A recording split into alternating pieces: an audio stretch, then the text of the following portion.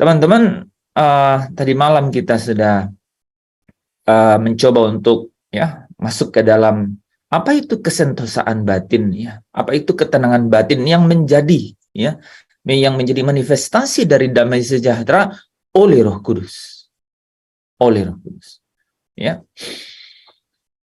Dan kita lihat, saudara, bahwa tidak mudah rupanya, tidak mudah. Ada, saudara, ada benteng-benteng yang dibangun oleh apa, saudara? Oleh keangkuhan manusia.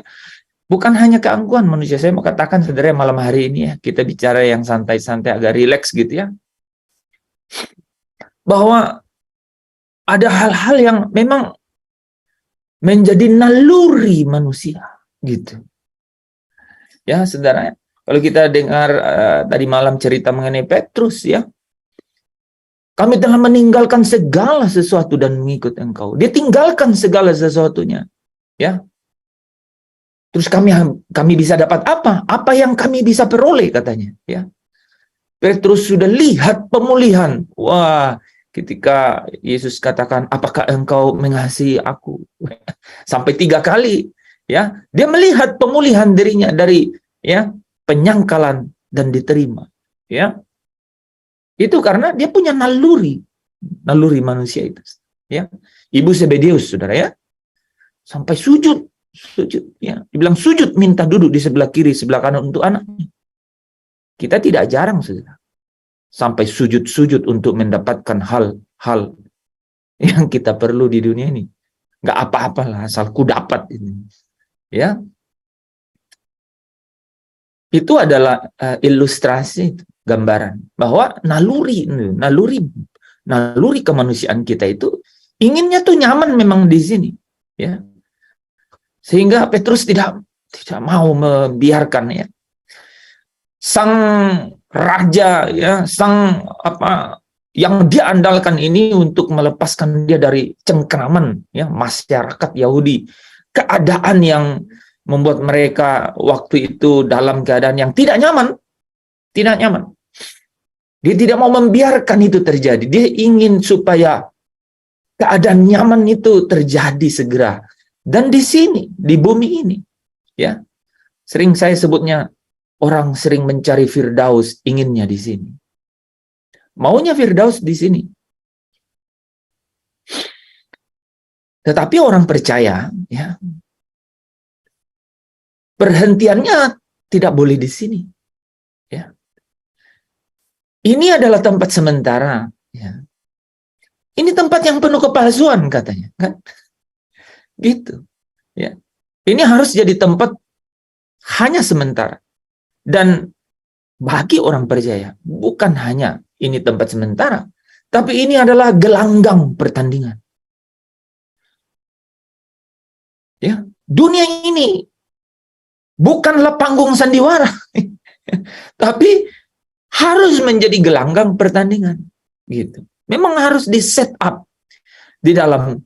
Kalau Petrus mempunyai naluri kemanusiaan seperti itu, Ibu Zebedeus memiliki naluri kemanusiaan seperti itu, karena tidak jauh pikirannya ke tanah air yang sesungguhnya, tetapi dia melihat apa yang di depan mata, Dia ingin masalah itu segera selesai. Sudah terlalu pahit kehidupan ini, kan begitu. Sudah terlalu berat, begitu. Sampai kapankah semua ini, kan begitu. Di dalam faith, di dalam keyakinan, di dalam iman saudara memang harus berdamai. Saya dan saudara harus berdamai dengan kebenaran itu, bahwa dunia ini di dalam default settingnya, saudara, di dalam keadaan yang sudah menjadi udah menjadi keniscayaannya itu sedang lenyap dunia ini. Jadi kalau kita membayangkan dunia ini akan menjadi tempat nyaman buat kita, totally kontradiktif begitu. Dia berlawanan dengan semua dinamika yang sedang terjadi. Karena dunia ini itu dia sedang lenyap. Default settingnya itu lenyap. Gitu. Itu lenyap. Bahkan satu hari nanti, itu disebut hari Tuhan, ini akan hancur.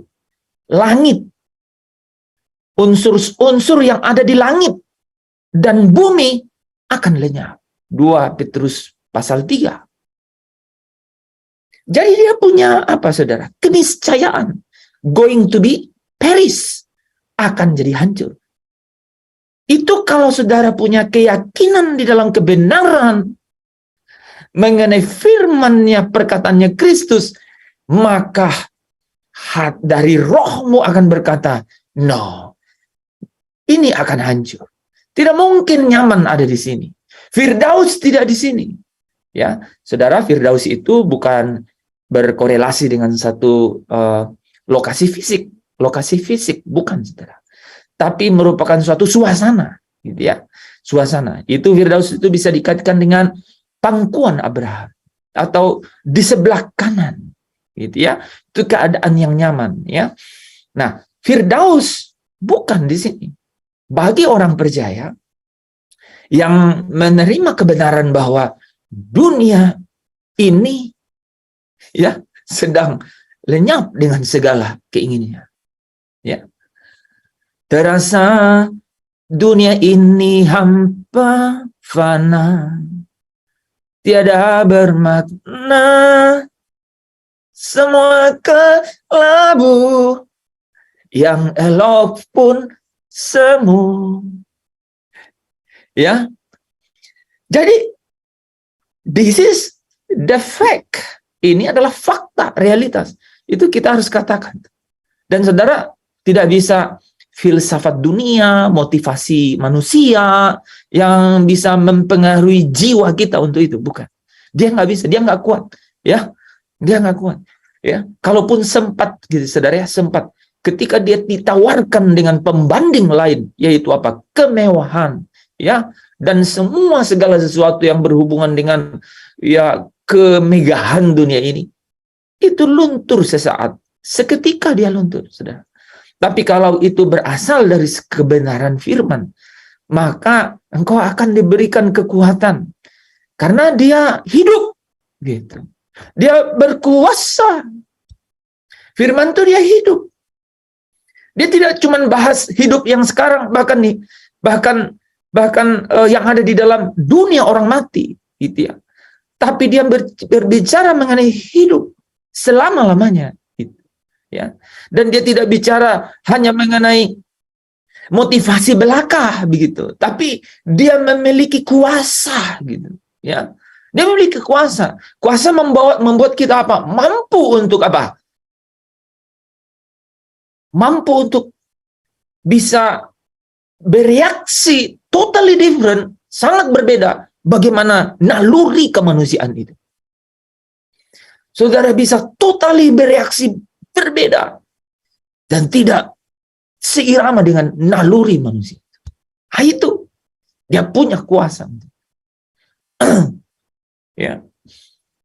Kalau kita bisa lihat ya catatan-catatan Paulus itu, ya. Segala sesuatu kuanggap rugi karena pengenalanku akan Kristus Yesus Tuhan. Maka sejak saat ini tuh ya Yesus sering ya menyampaikan kepada murid-murid, ya saudara, jangan di sini, ya, tapi kumpulkanlah harta di surga. Di sini menghabisinya. Kumpulkanlah harta di surga. Ya. Tadi malam kita bahas Yohanes 6. Bekerjalah untuk roti yang tidak dapat binasa. Ya. Janganlah bekerja untuk, apa katanya, makanan yang akan binasa. Melainkan makanan yang bertahan sampai kepada hidup yang kekal. Saudara, naluri saya sama seperti saudara. Saya juga mau Firdaus sekarang ini. Ya. Siapa sih yang menolak Ya, siapa sih yang menolak kenyamanan dunia ini? Ya, nggak normal kamu katanya. Ya,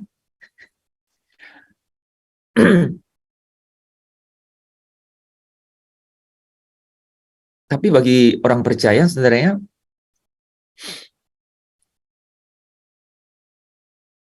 tidak boleh ada kenyamanan yang melampaui kenyamanan yang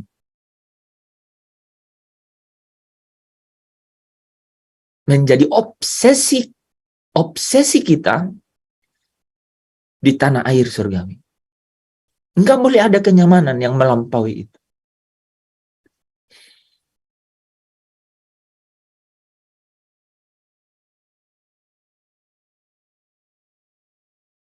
Akan ada waktunya, saudara.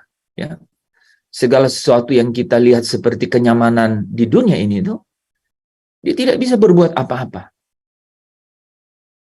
Ya, dia tidak bisa berbuat apa-apa. Yaitu ketika engkau dan saya yang tersisa di akhir hayat. Ya, di situ tidak ada, ya, tidak ada yang bisa menolong.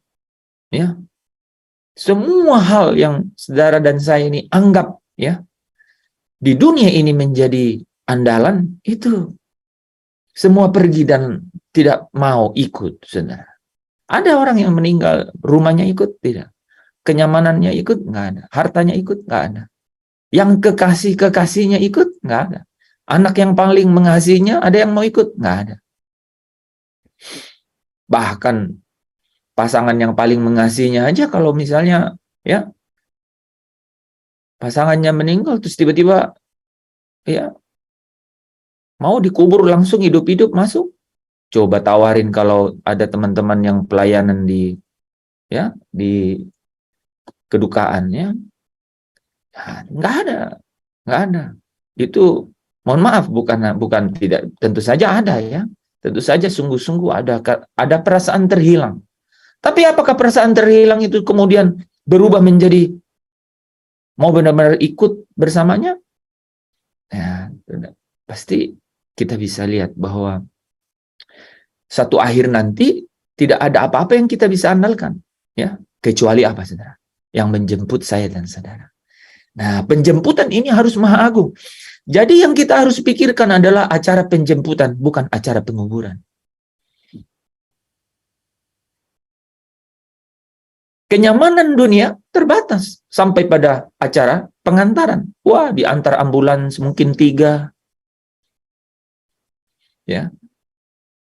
Kalau teman-teman kita yang, ya, dinas di, ya, apa ini, servis-servis online, bisa saja seluruh komunitas online ikut mengantarnya. Nah, yang menjadi persoalan yang menjemput. Wah, itu, nah, ya, siapa yang menjemput kita? Kita harus jauh melabuhkan tuh, ya, pandangan kita ke sana, saudara, ya. Untuk anak-anak muda saya ingin bacakan ayat ini nih, ya, di Pengkhotbah 12 ayat 1. 12 ayat 1.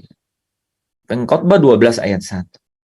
Ingatlah akan penciptamu pada masa mudamu, sebelum tiba hari-hari yang malang dan mendekat tahun-tahun yang kau katakan, tak ada kesenangan bagiku di dalamnya. Ini, saudara, ini tuh ilustrasi mengenai, kalau saya tambahin satu ayat, ya, satu ayat di bawahnya, saudara, ini gambaran yang jelas mengenai kesudahan dunia ini. Sebelum, apa katanya? Sebelum matahari dan terang, bulan dan bintang-bintang menjadi gelap, dan awan-awan datang kembali sesudah hujan. Jadi sebelum semuanya ini berakhir, gitu, ya, milikilah satu dasar kebenaran, ya, dasar dari damai itu, dasar dari sentosa itu, dasar dari ketenangan itu di dalam Kristus seorang, gitu.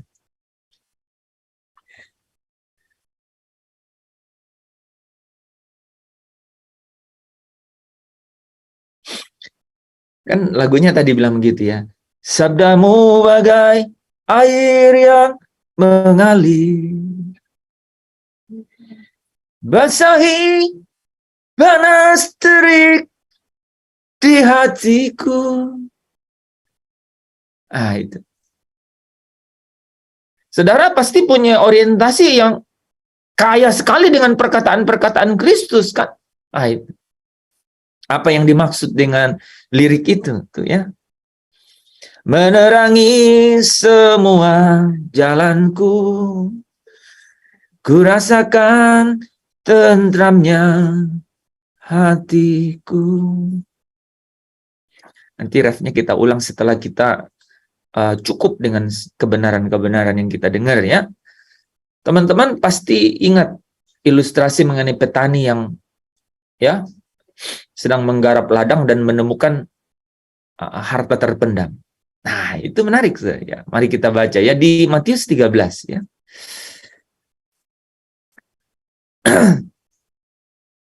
Perumpamaan tentang harta terpendam dan mutiara yang berharga. Hal kerajaan surga.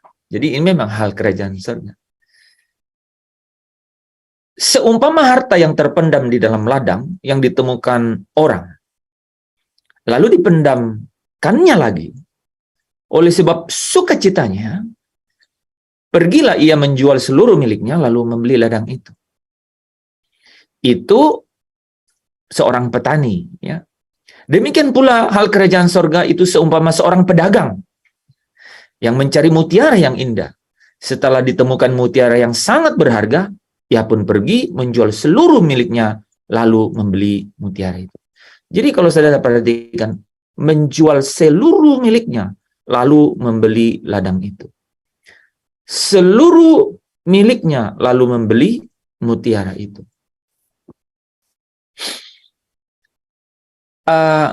Ketika kita tahu, saudara ya, bahwa penjemputan itu jauh lebih penting dari pengantaran kita dari bumi ini, maka saudara dan saya pasti memiliki keputusan-keputusan seperti petani dan pedagang ini, kan? Dia jual segala miliknya, ya, dan kemudian membeli, ya, ladang itu dan membeli mutiara itu. Saudara, harta yang terpendam di situ, saudara ya, itu bicara mengenai kekayaan kebenaran. Itu ya. Karena kerajaan Allah itu adalah mengenai apa? Kebenaran, damai sejahtera, dan sukacita oleh Roh Kudus. Satu hari nanti kita akan bahas mengenai apa bedanya sukacita dan damai sejahtera. Ya. Tapi sebelum kita bahas sukacita itu, kita perlu bahas mengenai kebenaran, mengenai apa? Damai sejahtera ini. Sudah banyak hal kita belajar mengenai kebenaran, kan?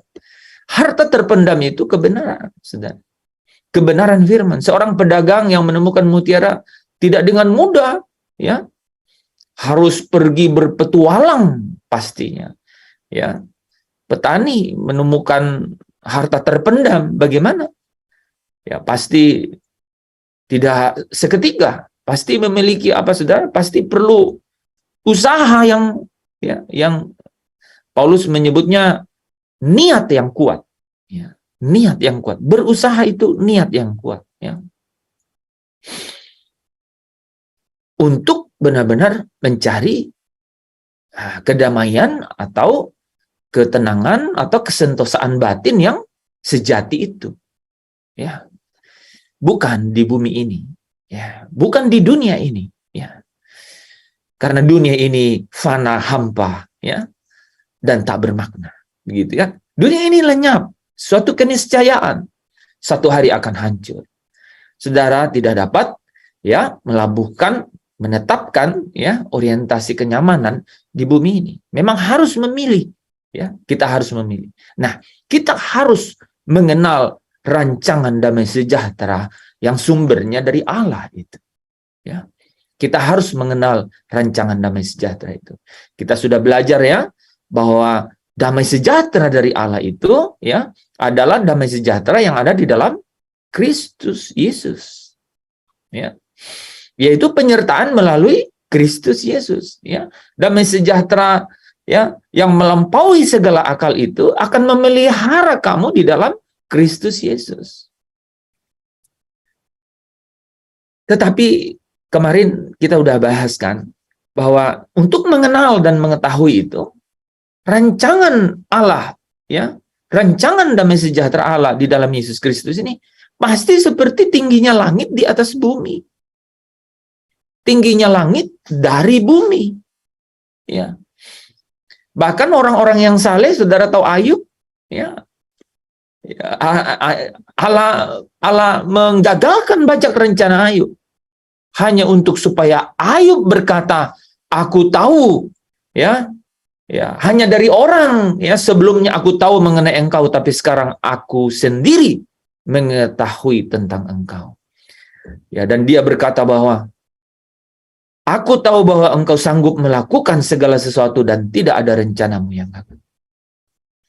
Maria, saudara, Maria, dia orang baik, Ayub orang baik. Ayub tuh orang saleh. Ya. Ayub tuh orang saleh. Tapi Allah ingin supaya Ayub mengenal dia secara langsung, bukan dari kata orang. Itu masalah. Masalah berat, saudara. Masalah berat. Oh, masalah berat. Itulah ciri-ciri kenapa perintah, ya, yang terkandung dalam Taurat itu tidak bisa menyelamatkan. Ya. Karena orang yang demikian tidak mengenal Allah. Begitu. Dia saleh tapi dari kata orang. Dia tidak mengenal Allah. Dia tidak punya, kata Bu Maria tadi malam apa? Ikatan batin dengan Bapa, nggak punya, gitu. Ini memang menjadi ini loh, saudara, menjadi konteks yang sangat berbeda. Kalau engkau berdosa dan pelanggaran-pelanggaranmu itu tidak diperhitungkan sebagai dosa, kira-kira apa yang menjadi konsekuensi logis daripada itu? Hanya satu, punya ikatan batin dengan Bapa. Kalau tidak, kubuang. Ya kan? Di mana ada kemurahan itu begitu besar, pasti, saudara, ya. Pasti murka itu juga besar, saudara. Ya. Nah itu. Jadi kalau pelanggaranmu itu tidak diperhitungkan, ya, maka engkau diharapkan untuk sungguh-sungguh, ya, sungguh-sungguh memiliki ikatan batin dengan Bapa, gitu, ya. Apapun engkau, saudara, ya, yang kau lakukan salah, ya, berapapun banyaknya engkau jatuh, tidak peduli, tangan Allah terbuka untuk engkau datang.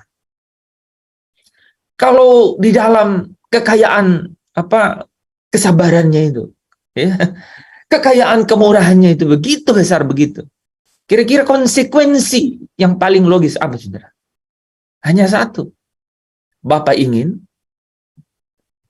supaya engkau menjadikan dia hanya satu-satunya kebahagiaanmu dan kesukaanmu. Itu saja. Kalau enggak, kita main penghakiman, kan begitu? Ya. Gitu. Nah, ya. Bapak Ibu Saudara yang dikasihi Tuhan, ketika seseorang berusaha mencapai standar hidup seperti rancangannya sendiri, gitu ya, modelnya sendiri, ia sedang mengejar sesuatu untuk kesenangannya sendiri. Tentu saja orang-orang seperti ini sedang tidak berusaha mengikuti atau melakukan kehendak Allah. Tidak berusaha menemukan apa rencana Allah. Ya. Kalau kita tahu, ya, doa Bapa kami, datanglah kerajaanmu.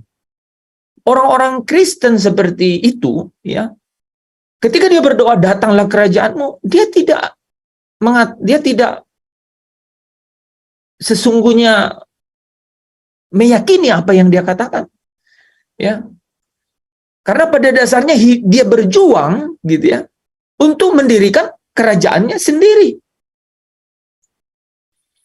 Ketika dia katakan datanglah kerajaanmu, artinya damai sejahtera mulah yang menjadi penguasa dalam hatiku. Harusnya tidak mencari kenyamanan sendiri, ya, kenyamanan di bumi ini, ya. Mereka tidak berusaha untuk merealisasikan kerajaan Allah, yaitu kehendak Allah, tetapi kehendaknya sendiri. Mereka sebenarnya mereka tidak memiliki kerajaan itu. Ya, sehingga suatu hari nanti mereka tidak akan menjadi keluarga kerajaan, ya. Dan orang seperti ini, saudara, pasti tidak akan pernah mengalami damai sejahtera yang sejati, ya. Tidak pernah mengalami ketenangan yang sejati. Tidak mungkin, ya. Nah, semua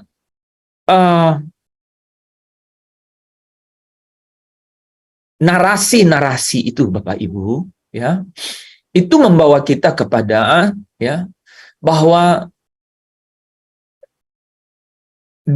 duniaku bukan di sini tapi di sana.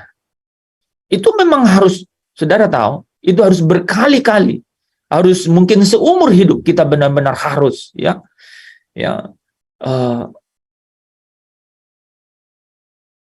bergumul dengan itu, ya, bergumul dengan itu. Dan di dalam setiap kesempatan, gitu.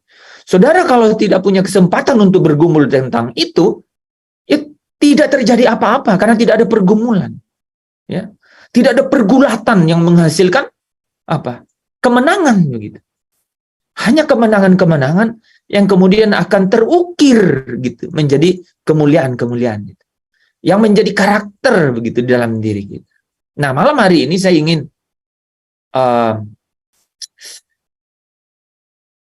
masuk ke dalam beberapa kesimpulan, ya, saudara, ya, dari setiap narasi yang kita sudah pelajari bersama, ya, bahwa damai sejahtera Allah, yaitu Allah yang memberikan pemeliharaan dan penyertaan kepada umatnya, ya, melalui di dalam Kristus Yesus yang adalah Sang Immanuel, ya, dan melalui Roh Allah yang hidup yang membawa ketentraman dan kesentosaan dan ketenangan batin, ya, kita bisa alami dan kita bisa nikmati. Ini bagaimana caranya, ya.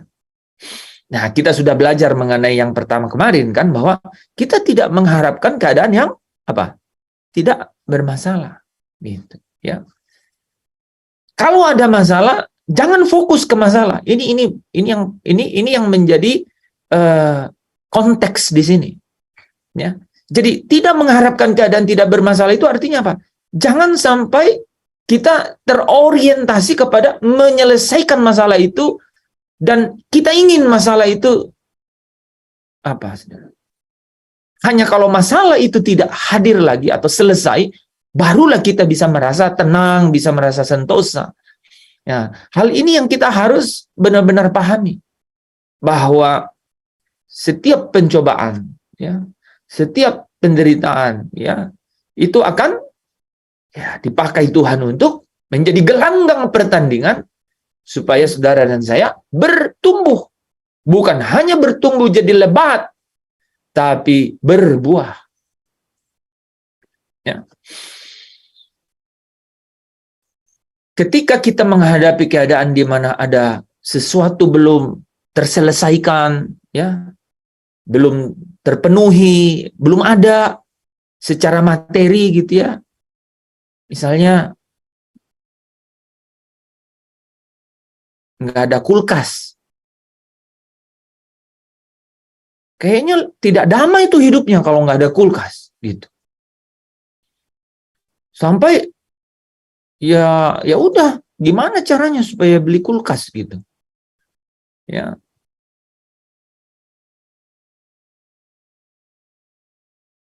Pada saat ada kulkas, dia baru paham bahwa muncul masalah baru, gitu. Nah, yang menjadi masalah adalah ketika dia ingin kulkas itu ada seolah-olah untuk menyelesaikan masalah. Wah, dia sana sini, begitu, ya. Quote unquote bisa menghalalkan semua cara, gitu. Tiba-tiba dia jalan-jalan, kemudian dia lihat ada kulkas dengan dengan tagline dicicil sampai seumur hidup. Wah, misalnya begitu kan? Kan dia langsung beli, nggak hitung-hitung lagi, gitu. Nggak hitung-hitung lagi. Wah, ketika sudah jalan, set ya, dia akhirnya beli pakai cicilan, tiap bulan dia mendapat penderitaan yang baru. Ya kan? Itu contoh sangat sederhana, saudara. Ya. Jadi ketika kita menghadapi keadaan di mana ada sesuatu yang belum terpenuhi secara materi, ya, maka terimalah itu sebagai sesuatu yang tidak harus menyakitkan, ya. Jangan berharap kebutuhan itu terpenuhi, ya. Ya mungkin kita ada dalam situasi yang paling berat sekalipun, ya. Apapun kasusnya gitu ya. Hal ini harus kita pahami, kita terima, dan saudara? Kita bersyukur. Menarik itu di Efesus 2 ya, ayat 14 itu. Itu kalau saudara baca, dan dialah damai sejahtera kita. Itu di bagian akhir ayat itu memang memberi indikasi bahwa kita harus bersyukur. Dan dikatakan bersyukur ya di dalam pujian Mazmur, ya, dalam pujian dan Mazmur gitu.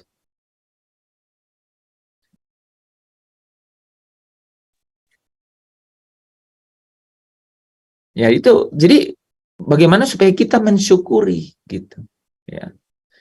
Kalau ada ini saudara ancaman ya, bahaya apapun bentuknya, terima saja. Nyatakan segala ya keinginanmu atau segala masalah saudara dalam doa dan permohonan dengan ucapan syukur. Gitu ya.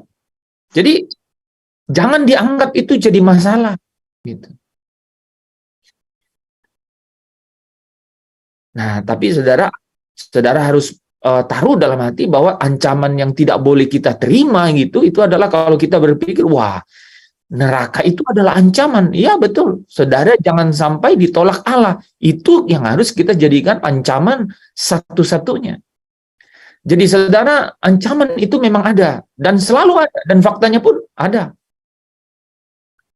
Bermacam-macam. Terimalah ancaman itu sebagai bagian yang tidak terpisahkan dari hidup. Gitu. Ya. Dan apapun yang terjadi, terimalah itu karena semuanya itu, ingat, ada Allah sebagai pengendali segala sesuatunya. Ya. Dia yang menjadi pengendali. Dia yang jadi pemilik hidupmu. Ya. Allah tidak akan menempatkan kita di tempat di mana kita tidak akan bertumbuh secara rohani. Allah tidak akan mengizinkan pencobaan-pencobaan, ancaman-ancaman, ya, di mana kita tidak akan bertumbuh secara rohani. Nah, itu kita harus ya patrikan di dalam pikiran kita. Ya. Jadi yang terpenting adalah apapun yang terjadi itu membuat kita bertumbuh. Ya. Apapun yang terjadi itu membuat kita bertumbuh. Jadi ketika ada masalah, ya, fokus orientasi kita adalah tidak pada supaya masalah ini, kalau masalah ini selesai, saya akan tenang. Bukan. Ketenanganmu, kesentosaan batinmu, itu ada di dalam Kristus. Kristus yang tidak sekali-kali membiarkan dan sekali-kali tidak akan meninggalkan engkau. Itu.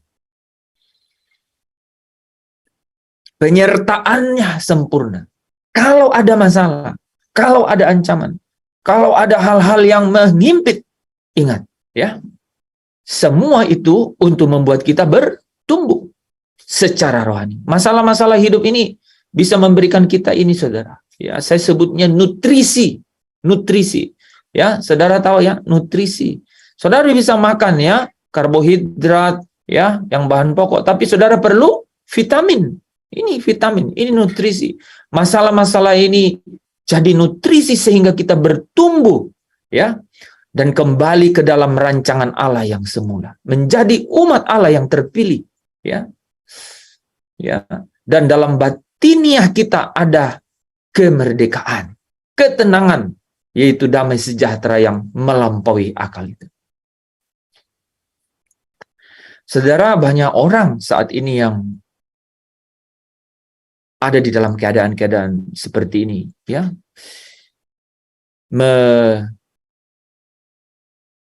memiliki orientasi kenyamanan di sini dengan cara supaya tidak ada masalah, ya, tidak ada hal yang mengancam, tidak ada kendala, tidak ada hambatan, ya, tidak ada rintangan, dan dia terus mencari. Ya, itu kenapa Yesus katakan yang letih, lesu, dan berbeban berat, gitu ya. Terus mencari, liar pikirannya terus, saudara, ya. Dan dia tidak pernah mengerti bahwa tidak akan pernah ada, ya, damai di sini, di bumi, ya. Ke gunung tinggi ku cari-cari, ke lembah jurangku turun-turun mencari, tak kutemui dia. Iya betul, karena memang hanya di dalam Kristus Yesus Tuhan, ya. Yakobus 1 ayat 2-5, ya.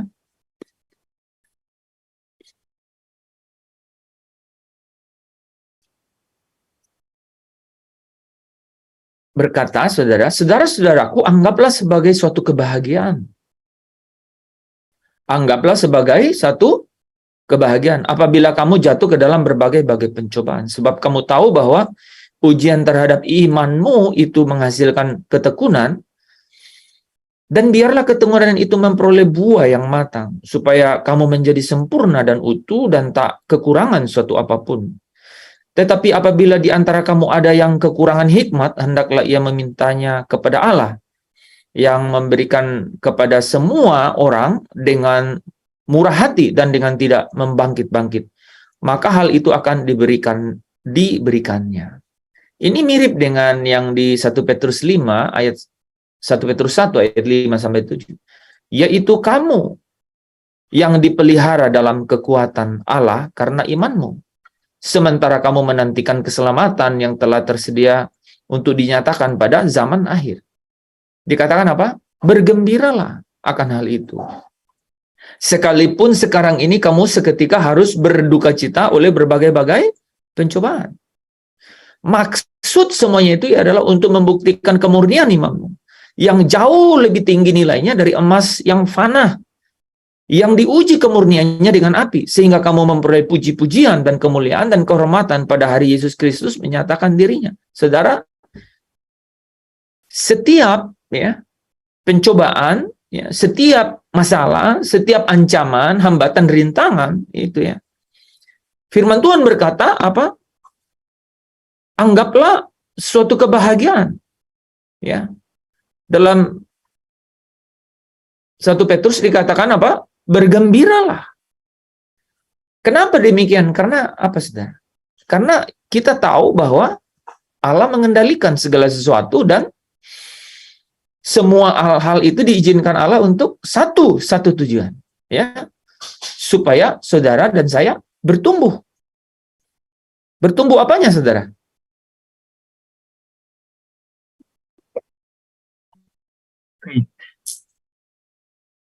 Iman, ya.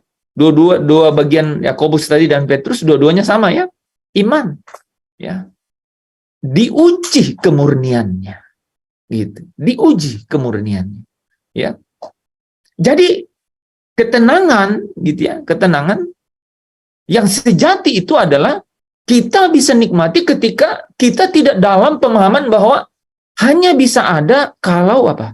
Keadaan tidak ada masalah, gitu.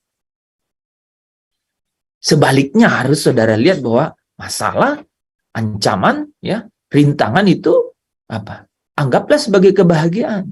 Bergembiralah, karena itu berguna untuk ujian imanmu, ya. Ujian imanmu, ya. Katanya di sini menarik kata-kata yang Yakobus itu, ya. Katanya apa? biar apa, supaya katanya menghasilkan ketekunan gitu. Dan ketekunan itu kalau uh, memperoleh buah yang matang, ya biarlah ketekunan itu memperoleh buah yang matang supaya kamu menjadi sempurna. Menarik loh. Punya iman itu diuji supaya katanya apa? Supaya menghasilkan ketekunan. Dan kalau sudah matang itu menjadi sempurna, utuh, dan kamu tidak akan kekurangan satu apapun. Wah, itu luar biasa. Oke, kita selesai di bagian pertama itu ya. Bahwa ketenangan yang sejati, kesentosaan batin yang sejati, gitu ya. Kita itu nikmati ketika kita tidak mengharapkan keadaan yang tidak bermasalah. Sebaliknya, kita melihat keadaan itu apa? Kita anggap itu kebahagiaan. Kita bergembira karena apa? Itu ujian iman. Ya, supaya menghasilkan ketekunan. Ya, kalau dia sudah matang, dia akan sempurna, ya. Sampai kamu utuh dan tak kekurangan satu apapun. Wah, luar biasa. Kelihatan sekali. Pemahaman seperti ini, saudara, itu saudara akan apa? Akan bisa nyanyi tadi itu ya. Jangan biarkan damai ini pergi, ya. Jangan biarkan damai ini pergi. Karena apa? Ya, rupanya damai sejati itu, ya. Terimalah apapun, ya, yang belum terpenuhi, yang belum terjawab dalam hidup ini. Ya, sekalipun ancaman mengintimidasi hidup kita, apapun itu, terima itu karena semuanya itu ada dalam kendali Allah, ya. Karena apabila kita bergaul senantiasa dengan Allah, maka Allah tidak akan menempatkan kita di tempat di mana kita tidak akan bertumbuh secara rohani, ya. Jadi yang terpenting adalah apa, saudara? Bukan berharap bahwa keadaan tidak bermasalah, melainkan apa?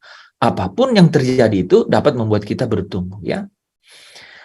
Ya, ada pertumbuhan rohani, ada pembaharuan hidup, pemulihan hidup, ya.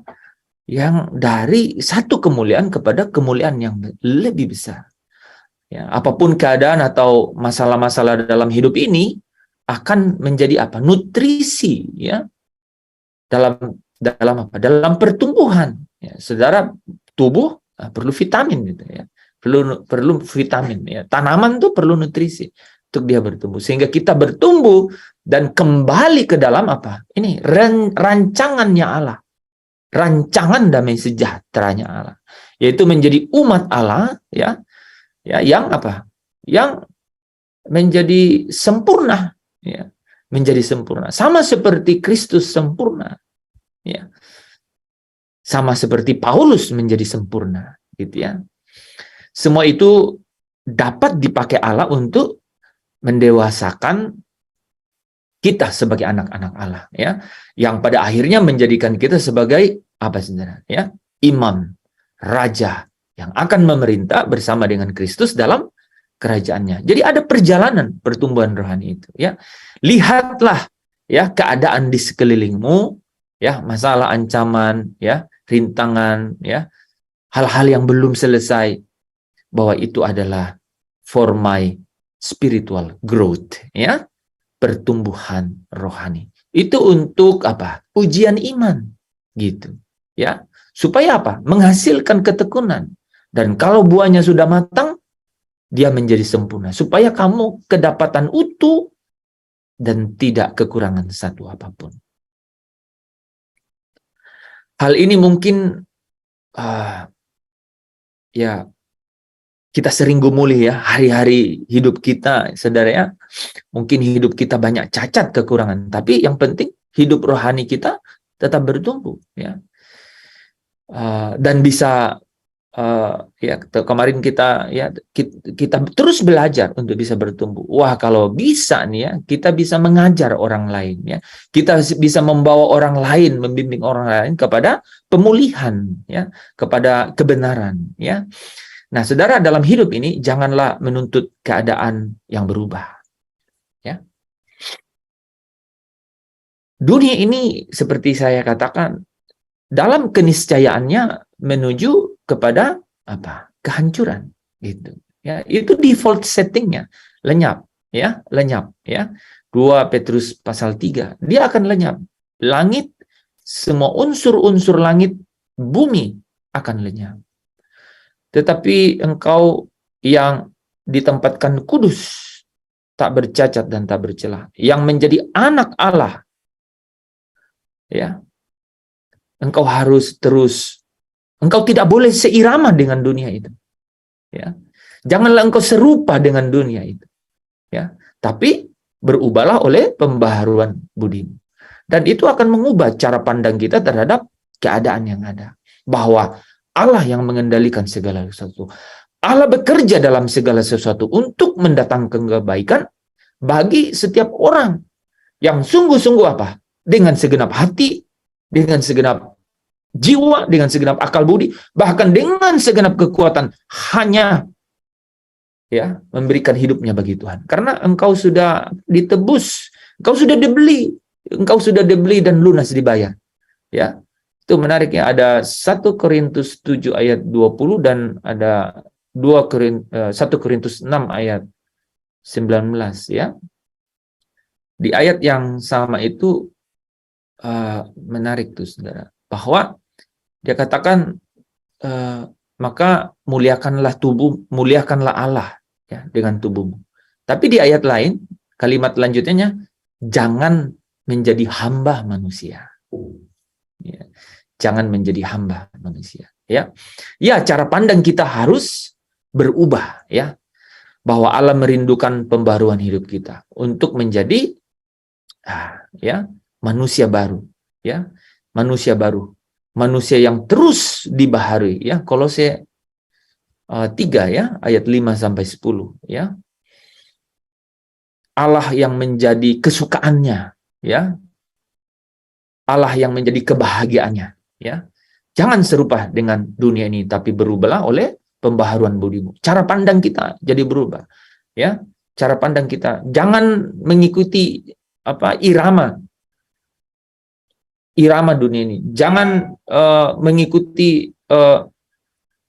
adatnya dunia ini, gitu Saudara. Jangan bilang oh memang biasanya udah begitu, gitu. Nah, itu Saudara ya. Saudara harus berubah. Nah, pembaharuan ini ya di dalam pikiran gitu ya. Oleh setiap kebenaran itu akan membawa kita kepada kepekaan. Ya. Kita akan dapat membedakan mana yang baik, mana yang berkenan, mana yang sempurna, ya. Nah, Saudara, memang masalah dalam hidup ya selalu ada, ya. Kita tidak dapat mengatur masalah apa yang datang dan masalah apa yang harus selesai lebih dahulu, ya. Tetapi yang kita bisa lakukan adalah melatih diri kita dan menguasainya seluruhnya, ya. Supaya kita dapat mendapatkan apa? Dari setiap interaksi dengan masalah itu, ketika kita tahu kebenaran, maka Saudara, kita pilih ya kebenaran itu. Kita pilih untuk hidup menurut kebenaran itu. Maka apa? Saudara, dari kesempatan kepada kesempatan, ya, dalam setiap pilihan itu karakternya terbentuk. Ya. Karakternya terbentuk, ya. Nalurinya menjadi naluri ilahi. Ya, Saudara, nalurinya itu jadi naluri. Bukan lagi naluri dunia yang ingin Firdaus di sini. Tapi nalurinya naluri ilahi, Saudara. Ya. Jadi jangan harapkan keadaan yang tidak bermasalah dalam hidup ini ya, Saudara ya. Tetapi jangan juga berhenti di situ, ya. Jangan jadi berhenti di situ. Karena apa? Wah, Saudara tidak akan kuat ya. Karena dunia juga punya banyak cara, Saudara ya. Maka jawabannya ya Saudara ya, datanglah pada Yesus ya. Matius 11 ayat berapa tuh? Ayat 29 ya. Jadi datanglah pada Yesus dan berhentilah di dalam Dia. Bahkan tinggallah di dalam Dia. Saudara, saya ulangi ya. Setiap keadaan ini kita itu harus sikapi dengan cara datang pada Yesus ya. Datang pada Yesus. Kemudian kita harus berhenti di dalam Dia. Ya, berhenti di dalam Dia, tinggal di dalam Dia. Ya, jangan bolak-balik begitu ya, Saudara. tahan, jangan menyerah, ya. Pegang janjinya. Teruslah berharap hanya kepada Dia, ya. Itulah sebabnya Yesus berkata, belajarlah daripadaku, karena aku ini rendah hati dan lemah lembut. Ya. Jadi belajar itu ada masa tenggang waktu, saudara. Harus terus belajar kepada Yesus dengan setiap kebenaran firman. Ya. Hanya bila saudara sabar, tidak menyerah, terus berharap, maka Yesus katakan dalam ayat ke-29 Matius 11 itu, jiwamu akan mendapat ketenangan. Engkau akan mendapatkan ketenangan. Ya. Jadi jangan mengharapkan keadaan yang tidak bermasalah, saudara, ya. Nah, lebih dari itu, saudara, ya, lebih dari itu, jangan hanya sampai di situ, saudara, ya. Harus aktif. Itu kan tadi kalau saudara perhatikan, itu adalah bagaimana kita memandang situasi, gitu, ya, memandang suasana, ya, apa yang terjadi dalam hidup, ya. Itu bagaimana sikap sikap hati kita, ya, bagaimana naluri rohani kita itu, ya, bereaksi, ya, supaya kita bisa tetap tenang, tetap sentosa, ya. Nah, tapi jangan berhenti di situ, jangan berhenti, ya, maju dengan tingkat selanjutnya, yaitu apa? Apa, saudara? Apa sebenarnya yang terus membuat kita ini tidak tenang, gitu, ya? Di sekeliling masalah ini ada apa? Keinginan, saudara. Jadi selain tidak mengharapkan keadaan yang tidak bermasalah, yang kedua adalah memadamkan keinginan. Kita harus padamkan keinginan itu, saudara, dalam diri kita, ya. Apa yang membuat saudara tidak stabil, ya, di dalam pertumbuhan rohani, atau dengan kata lain apa yang membuat saudara setelah datang pada Yesus, setelah bertobat masih masih goncang imannya, yaitu Alkitab berkata itu, masih goncang imannya, apa, saudara? Ya, itu adalah karena keinginan. Hal yang terbesar itu adalah keinginan-keinginan yang masih ada, ya. 1 Yohanes 2 ayat 15, ya. Keinginan apa nih yang dimaksud? Nah, ini memang kita deal setiap hari mengenai ini, kan? 1 Yohanes 2 ayat 16. Sebab semua yang ada di dalam dunia. Wah, lagi-lagi saudara perhatikan. Jadi kita memang deal dengan dunia, tapi tadi dikatakan apa? Tapi janganlah serupa dengan dunia ini, ya. Semua yang ada di dalam dunia, yaitu keinginan daging, ya, keinginan mata, dan keangkuhan hidup, bukanlah berasal dari Bapa, melainkan dari dunia, ya. Dan saudara, kita pernah bahas ini, ya, saudara tahu, ya, keinginan daging nih, saudara, ya, keinginan daging. Dalam Roma pasal 7 dibilang apa? Sebab keinginan daging adalah perseteruan dengan Allah. Karena apa katanya? Ia tidak takluk kepada hukum Allah. Hal ini memang tidak mungkin baginya. Jadi kita harus apa? Memadamkannya. Keinginan mata. Nih, Matius 6 ayat 22 ayat 23. Mata adalah pelita tubuh. Jika mata baik, teranglah seluruh tubuhmu. Jika mata jahat, gelaplah seluruh tubuhmu. Jika terang yang ada padamu itu gelap, betapa gelapnya kegelapan itu. Jadi kita harus mengendalikan nih keinginan nih. Kita harus mengendalikan dengan cara apa? Dipadamkan keinginan itu. Keinginan daging, keinginan mata, ya. Dan Yakobus 1:14 ini kalau kita tidak berhati-hati, apa yang terjadi? Tiap-tiap orang dicobai oleh keinginannya sendiri. Ini yang jadi buat masalah, kan? Karena ia diseret dan dipikat olehnya. Coba saudara. Dia diseret dan dipikat olehnya, ya. Banyak tuh, ya. Contohnya dalam hidup kita sehari-hari, kan? Kita sering, ya. Saudara, kalau lihat model-model sekarang, kan, biasanya hanya baju tuh, bajunya pink kalau cewek, ya. Terus dia ingin celana juga pink. Lama-lama pingin sepatunya pink. Lama-lama rambut pink. Baju mungkin masih ini saudara ya, masih bisa ada yang kiloan ya, yang pink atau celana gitu ya.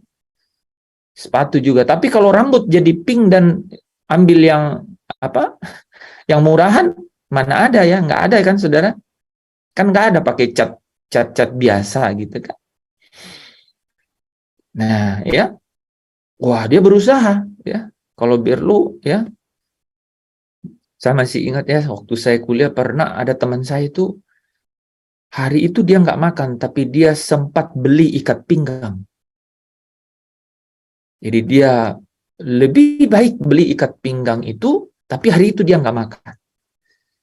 Itu saya ingat ketika saya tahu mengenai kebenaran ini bahwa ada ya manusia yang punya naluri Firdaus seperti itu. Naluri Firdaus sesaat gitu. Gitu ya. Kalau kita kan ya kalau bisa malah nggak beli makanan. Belinya apa? Beras. Ya kan? Kalau beli makanan mungkin cuma 1 kali makan. Tapi kalau beli beras bisa buat 3 hari. Itu cara-cara yang memadamkan keinginan. Dan apa yang terjadi? Ya kan jadi bisa damai kan? Gitu. Ya. Bisa sejahtera. Ya. Jadi ada keinginan daging. Itu kepuasan diri saudara ya. Puas kalau sudah marah. Wah, itu keinginan daging. Ya. Ya nggak apa-apa gue ngomong ini karena memang kalau belum ngomong nih sesak di dalam. Ya lu sesak di dalam, setelah itu orang lain yang sesak. Dengerin kamu ngeluarin sesak. Gitu. Ya kan? Kan ada orang gitu. Kalau gue belum keluar tuh wah jadi nggak bisa tenang, tapi setelah itu orang yang kau buat tidak tenang kan gitu. Ya. Puas kalau marah. Nih saudara, puas kalau kemarin Pak Anton jelas ini, puas kalau buat cabul gitu. Ya, puas kalau nonton hal-hal yang tidak senonoh. Coba saudara. Ada? Coba ya, medsos. Kayaknya belum bisa tidur nih kalau belum lihat medsos gitu. Ya, keinginan daging harus dipadamkan. Ya, kalau saudara padamkan itu, maka apa saudara? Ketenangan itu menjadi manifestasinya. Saudara akan bisa menikmati ketenangan. Ya, puas kalau makannya sampai kekenyangan. Ada tuh. Ya, puas kalau makannya sampai kenyang. Ya, ini lagi puas kalau bisa menyakiti orang gitu. Jadi tidak cukup dia memaafkan. Dia harus tahu betapa sakitnya hatiku. Dia juga harus tahu. Wah, begitu. Itu keinginan daging. Saudara nggak bisa damai dengan cara itu. Ya. Keinginan mata, ini saudara ya. Pemenuhan kebutuhan jasmani. Ya. Nggak punya uang, cuman pingin jalan-jalan. Ya, namanya window shopping. Lihat-lihat saja. Gitu. Nggak ke mall sih. Ke pasar tumpah. Pantai, Pak. Iya, gitu. Dan tapi nggak tanpa sadar gitu ya, tanpa sadar yang terjadi apa saudara? Mata ini ya tadi itu, mata ini merekam merekam sesuatu. Dan what let you let in, apa yang saudara biarkan masuk, itu tidak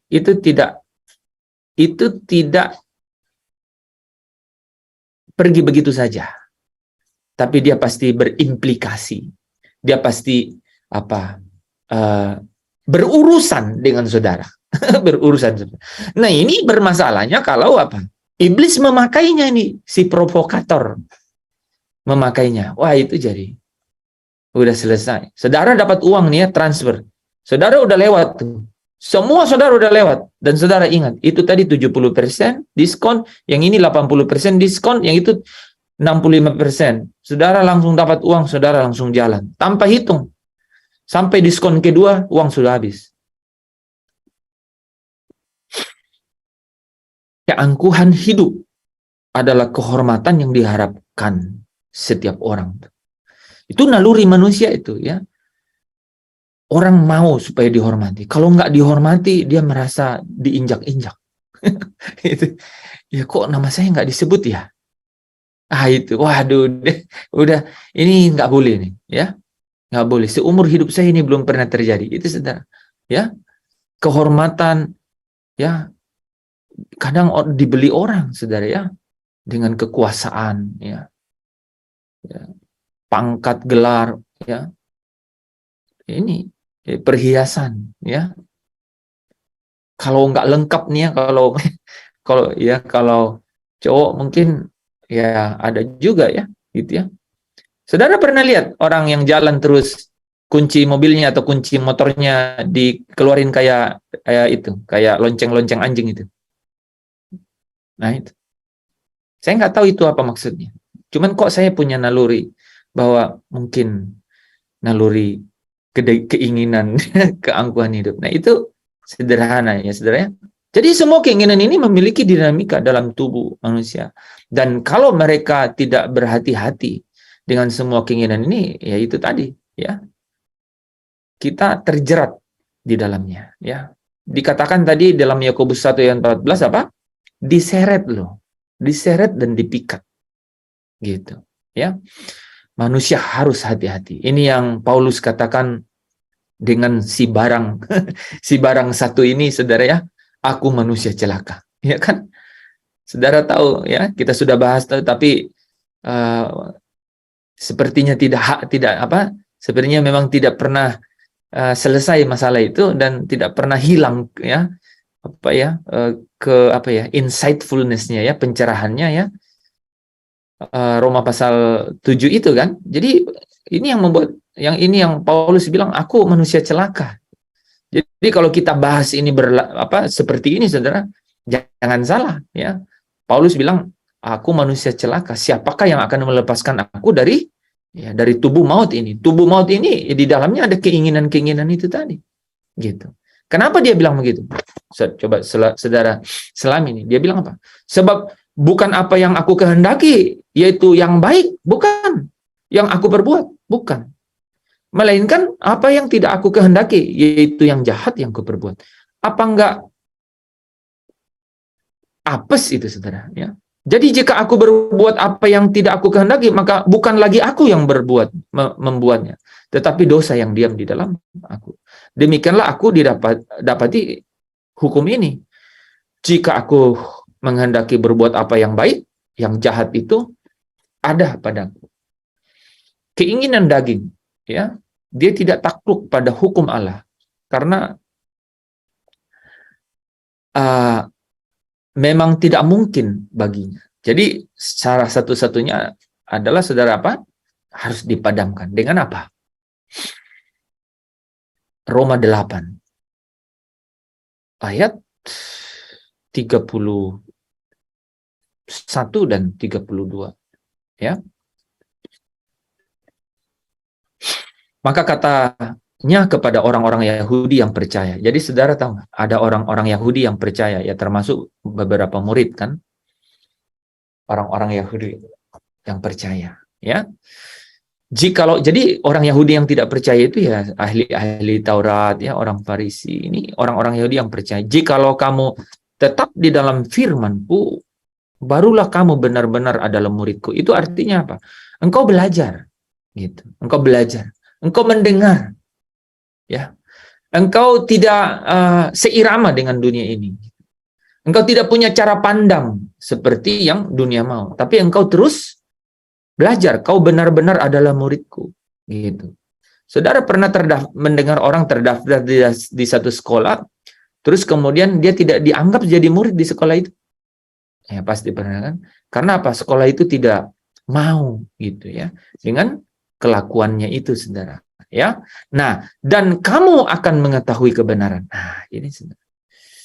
Ya, dan kamu akan mengetahui kebenaran, dan kebenaran itulah yang akan memerdekakan kamu. Jadi kalau Paulus bilang, mana tadi? Siapakah yang akan melepaskan aku dari tubuh maut ini? Ya, jawabannya itu adalah kebenaran yang akan memerdekakan. Ya, ya. Jadi memang tidak selesai, memang tidak sekarang penyelesaiannya. Ya, penyelesaiannya nanti, gitu ya. Ketika apa namanya? Pernyataan anak-anak Allah, ya kan? Yaitu seperti dikatakan di 1 Yohanes 3 ayat 2 kan? Ya kita ini anak-anak Allah, saudara-saudaraku, ya. Tapi belum nyata keadaan kita kelak, ya. Belum nyata. Tetapi kalau Kristus menyatakan dirinya, ya, maka apa katanya? Maka kita akan melihat Dia. Kita akan menjadi sama seperti dia dan melihat dia dalam keadaan yang sebenarnya, ya. Tetapi sejak dari sini di bumi ini, dengan ya keadaan-keadaan kehidupan ya di sekeliling kita, saudara dan saya sudah menikmati yang namanya damai sejahtera di dalam dia, ya, kesentosaan batin di dalam dia, ya. Jangan biarkan damai ini pergi, ya.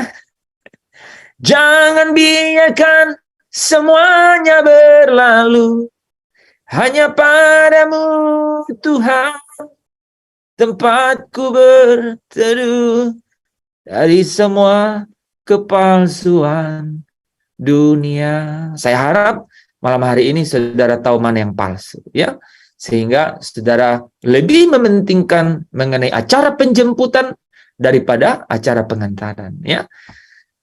Amin. Mari kita tutup dalam doa. Bapa di dalam kerajaan surga, terima kasih untuk setiap perkataan-perkataan yang dengan kekayaannya boleh memberikan pencerahan kepada kami. Dan kami percaya tidak berhenti di situ. Perkataan-perkataan ini pasti memiliki kuasa yang hidup dan tinggal tertulis dalam hati kami oleh Roh Allah yang hidup. Sehingga ketika kami melihat berjalan di dalam dunia ini, kami tahu pilihan kami adalah melakukan kehendak Allah, mengikuti rencana Allah, rancangan damai sejahtera di dalam Allah oleh Roh Kudus. Bapa, kami datang dengan berkat-Mu. Kami mau berpisah dari sini dengan berkat Tuhan. Allah memberkati engkau, Allah mengasihi engkau, Allah mempedulikan segala kebutuhanmu. Allah memberkati engkau dengan damai sejahteranya dan memberikan engkau kasih karunia-Nya. Allah memberkati engkau, roti makananmu, apa yang engkau kerjakan. Kalau engkau sungguh-sungguh memperhatikan dan melakukan, merenungkan firman-Nya siang dan malam, maka apa yang engkau kerjakan dibuatnya berhasil. Di bawahnya engkau naik dan tidak turun. Kau jadi kepala dan tidak jadi ekor. Allah turut bekerja di dalam segala hal, mendatangkan kebaikan-Nya bagi engkau yang mengasihinya dia dengan segenap hati, segenap jiwa, segenap akal budi, dan segenap kekuatan. Kasih dan cintanya Yesus Kristus bagimu dan bagi Juru Selamat sahabatmu yang setia, dan persekutuan di dalam Roh Kudus yang menghibur, yang menolong, yang menuntun engkau ke dalam seluruh kebenaran. Mulai malam hari ini, besok bahkan sampai Maranatha. Sampai kita berjumpa dengan dia di atas awan-awan. Masuk memenuhi undangan pesta perkawinan anak domba. Di dalam Kristus, engkau dan saya memiliki kemerdekaan itu. Engkau yang percaya, yang diberkati, berkata dengan saya, amin. Amin. Amin. Amin. Terima kasih Om. Terima kasih, Om. Terima kasih, Pak Guru.